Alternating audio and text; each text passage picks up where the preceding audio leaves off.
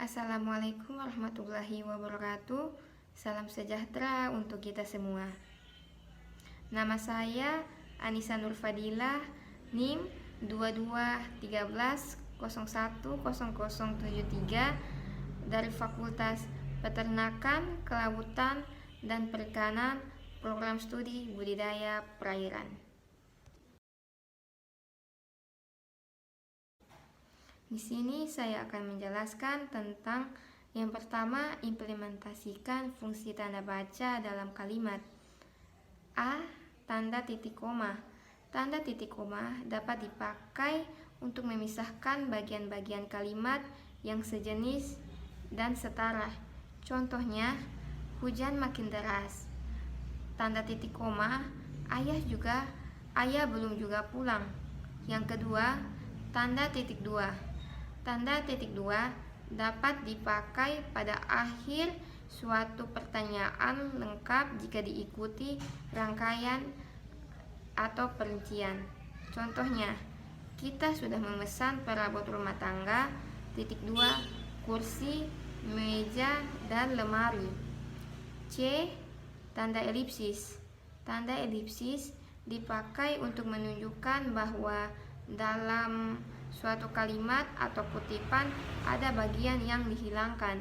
Contohnya, penyebab kemerosotan titik-titik akan diteliti lebih lanjut. Yang E. Tanda kurung siku.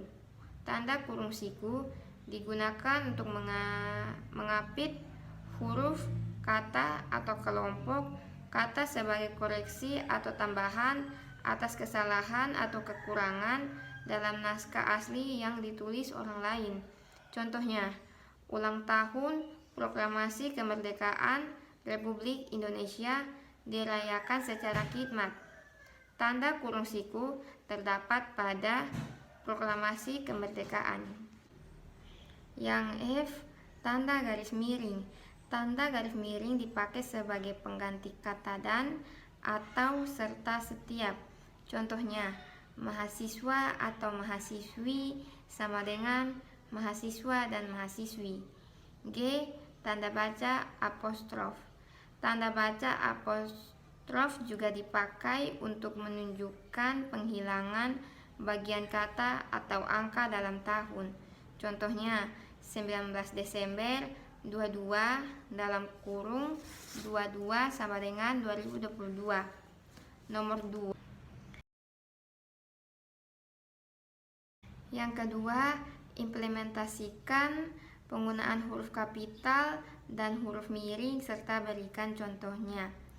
Huruf kapital atau huruf besar dipakai sebagai unsur pertama kata pada awal kalimat. Contohnya, dia mengantuk. Huruf awalannya menggunakan huruf kapital. Terus, apa maksudnya? Menggunakan kata awalan dengan huruf kapital. Terus, kita harus bekerja keras. Kata awalannya juga menggunakan huruf kapital. Dan yang terakhir, pekerjaan itu belum selesai. Kata awalan menggunakan huruf kapital. Terus yang selanjutnya, huruf miring. Huruf miring adalah huruf yang terletak miring atau dalam terminologi tipograf disebut itolit.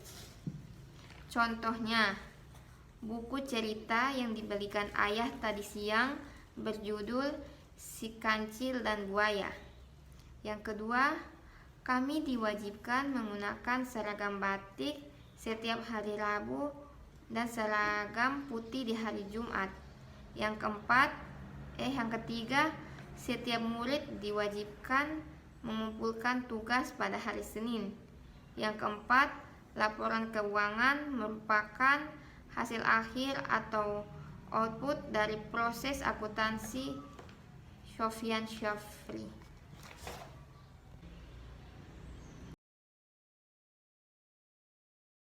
Yang ketiga, analisislah penggunaan kata semua dan seluruh.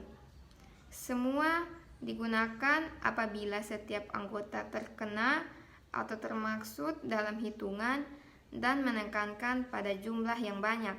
Contohnya, semua itu telah berakhir dan kita semua dilibatkan. Selanjutnya, seluruh. Seluruh digunakan apabila setiap anggota termaksud dalam hitungan, tetapi dalam kelompok atau kolektif.